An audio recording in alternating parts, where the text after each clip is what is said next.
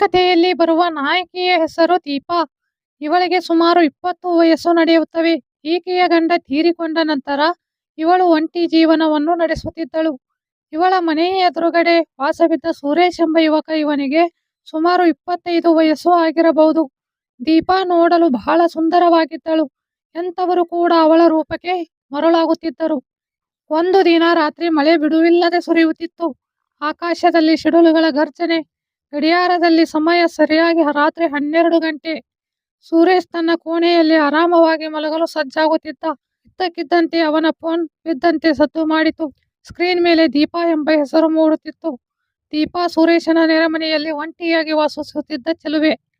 Phone ಎತ್ತಿದ ತಕ್ಷಣವೇ ದೀಪಾಳ ಕಂಠದಲ್ಲಿ ಒಂದು ರೀತಿಯ ಕಾತರ, ಆತಂಕ ಮತ್ತು ದಾಂತವ ಇತ್ತು. ಸುರೇಶ್, ನಿದ್ದೆ ಮಾಡ್ತಿದೀಯಾ?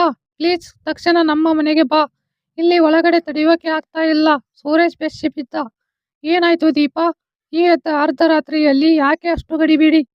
ನನಗೆ ಹೇಳ್ಕೊಳ್ಳೋಕೆ ನಾಚಿಕೆ ಆಗ್ತಿದೆ ಸುರೇಶ್. ತುಂಬಾ ಕತ್ತಲಿದೆ. ಒಳಗಡೆ ಕೆಳಗಡೆಯಿಂದ ನೀರು ಹೊರಸುತ್ತಿದೆ. ಎಷ್ಟು ಗಟ್ಟಿಯಾಗಿ ಹಿಡಿದುಕೊಂಡರೂ ನಿಯಂತ್ರಣಕ್ಕೆ ಸಿಗುತ್ತಿಲ್ಲ. ನೀನು ಬಂದು ಅದನ್ನು ಗಟ್ಟಿಯಾಗಿ ಜಿಗುಟಿ ಸರಿಯಾದ ಜಾಗಕ್ಕೆ ತಳ್ಳಿದ್ದರೆ ಇಡೀ ರಾತ್ರಿ ನನಗೆ ಸಮಾಧಾನವೇ ಸಿಗಲ್ಲ. ಸುರೇಶನಿಗೆ ಒಳಗೊಳಗೆ ಕತ್ತಲಲ್ಲಿ ಕಚಗುಳಿಯುಟ್ಟಂತಾಯಿತು. ದೀಪಾ, ಈ ಮಳೆಯಲ್ಲಿ ನಾನು ಈಗ ಬರಬೇಕಾ? ಅದು ಈ ವಯಸ್ಸಿನಲ್ಲಿ ಒಬ್ಬರೇ ಇರುವಾಗ. ಅಯ್ಯೋ ಸುರೇಶ್, ಯೋಚನೆ ಮಾಡಬೇಡ. ನಿನ್ನ ಕೈಯಲ್ಲಿರುವ ಆ ಉದ್ದವಾದ ಉಪಕರಣ ತಗೊಂಡು ಬಾ. ನೀನು ಬಂದರಷ್ಟೇ ನನಗೆ ನೆಮ್ಮದಿ. ಸುರೇಶ್ ತಡ ಮಾಡಲಿಲ್ಲ. ತನ್ನ ಕಪ್ಪು ಜಾಕೆಟ್ ಧರಿಸಿ ಕೈಯಲ್ಲಿ ದೊಡ್ಡದಾದ ಟಾರ್ಚ್ ಮತ್ತು ತನ್ನ ಟೂಲ್ ಬಾಕ್ಸ್ ಹಿಡಿದು ದೀಪಾಳ ಮನೆಯತ್ತ ಧಾವಿಸಿದ. ಕತ್ತಲೆಯ ಕೋಣೆಯಲ್ಲಿ ಕಾವು ದೀಪಾಳ ಮನೆಯ ಬಾಗಿಲು ಲಘುವಾಗಿ ತೆರೆದಿತ್ತು. ಸುರೇಶ್ ಕಾಲು ಇಡುತ್ತಿದ್ದಂತೆ ಇಡೀ ಮನೆಯಲ್ಲಿ ಕರೆಂಟ್ ಹೊರಟು ಹೋಗಿತ್ತು. ಕತ್ತಲೆಯಲ್ಲಿ ದೀಪಾಳ ಉಸಿರಾಟದ ಸದ್ದು ಸ್ಪಷ್ಟವಾಗಿ ಕೇಳಿಸುತ್ತಿತ್ತು. ದೀಪಾ, ಎಲ್ಲಿದ್ದೀಯಾ? ಸುರೇಶ್ ಮೆಲ್ಲನೆ ಕೂಗಿದ. ಇಲ್ಲಿ ಕೆಳಗಡೆ ಇದ್ದೀನಿ ಸುರೇಶ್, ಬಾ ಬೇಗ ಒಳಗಡೆ ಹಾಕು. ದೀಪಾಳ ಧ್ವನಿ ಮೂಲೆಯಿಂದ ಕೇಳಿಸಿತು. ಸುರೇಶ್ ಟಾರ್ಚ್ ಬೆಳಕನ್ನು ಬೀರಿದ. ದೀಪಾ ನಗು ನಗುತ್ತಾ ನಿಂತಿದ್ದಳು. ಆಕೆಯ ಬಟ್ಟೆಗಳು ಮಳೆಯ ನೀರಿಗೆ ಕೊಂಚ ಒದ್ದೆಯಾಗಿದ್ದವು. ಆಕೆ ಸುರೇಶನ ಕೈಯನ್ನು ಗಟ್ಟಿಯಾಗಿ ಹಿಡಿದುಕೊಂಡಳು. ಆಕೆಯ ಸ್ಪರ್ಶದಲ್ಲಿ ಭಯ ಮತ್ತು ಕಾತರ ಎರಡೂ ಇತ್ತು. ಸುರೇಶ್, ತುಂಬಾ ಶ್ರಮ ಪಡಬೇಕಾಗುತ್ತೆ. ಅದು ತುಂಬಾ ಬಿಗಿಯಾಗಿದೆ. ಒಳಗಡೆ ಹೋದ ಮೇಲೆ ತಿರುಗಿಸೋದು ಕಷ್ಟ ಎಂದಳು ದೀಪಾ.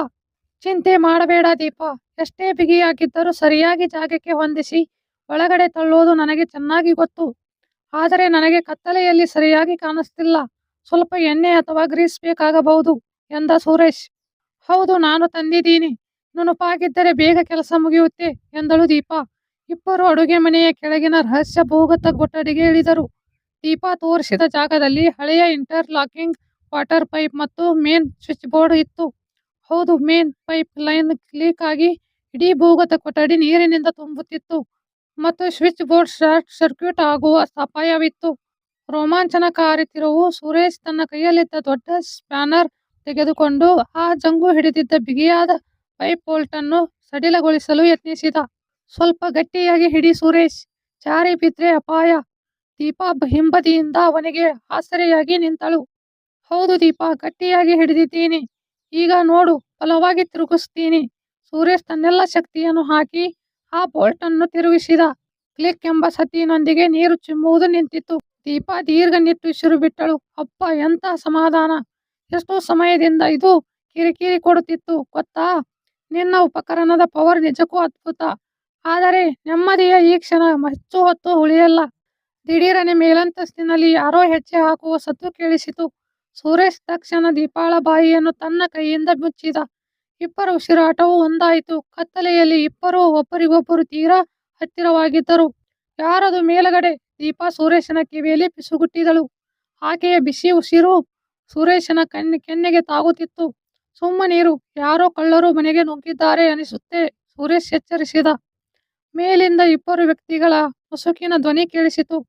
ಅದೇ ಜಾಗದಲ್ಲಿಯೇ ಕಣೋ, ಆ ದೀಪಾಳಿಗೆ ಗೊತ್ತಿಲ್ಲದೆ ಇರೋ ರಹಸ್ಯ ಲಾಕರ್ ಇಲ್ಲೇ ಇದೆ. ಆಕೆಯ ತಂದೆ ಸಾಯುವ ಮುನ್ನ ಕೋಟಿ ಮೌಲ್ಯದ ವಜ್ರಗಳನ್ನು ಇಲ್ಲೇ ಅಡಗಿಸಿಟ್ಟಿದ್ದಾರೆ. ದೀಪಾಳಿಗೆ ಆಘಾತವಾಯಿತು. ತನ್ನ ತಂದೆ ತನಗೆ ಬಿಟ್ಟು ಹೋದ ಹಳೆಯ ಮನೆಯಲ್ಲಿ ಇಂತಹ ರಹಸ್ಯವಿದೆ ಎಂದು ಆಕೆಗೆ ತಿಳಿಯದೇ ಇರಲಿಲ್ಲ. ಕಳ್ಳರು ಭೂಗತ ಕೊಠಡಿಯ ಮೆಟ್ಟಿಲುಗಳನ್ನು ಇಳಿಯಲು ಪ್ರಾರಂಭಿಸಿದರು. ಸುರೇಶ್ ಮತ್ತು ದೀಪಾ ಒಂದು ದೊಡ್ಡ ಮರದ ಪೆಟ್ಟಿಗೆ ಹಿಂದೆ ಅಡಗಿಕೊಂಡರು. ಜಾಗ ತುಂಬಾ ಕಿರಿದಾಗಿತ್ತು. ಇಬ್ಬರು ಒಬ್ಬರಿಗೊಬ್ಬರು ಅಂಟಿಕೊಂಡು ನಿಲ್ಲಬೇಕಾಯಿತು. ಸುರೇಶ್, ನನಗೆ ಭಯ ಆಗ್ತಿದೆ. ಅವರು ನಮ್ಮನ್ನು ನೋಡಿಬಿಟ್ಟರೆ. ದೀಪಾ ನಡುಗುತ್ತಿದ್ದಳು. ನಾನಿದ್ದೀನಲ್ಲ ದೀಪಾ, ನನ್ನನ್ನು ಗಟ್ಟಿಯಾಗಿ ಅಪ್ಪಿಕೋ.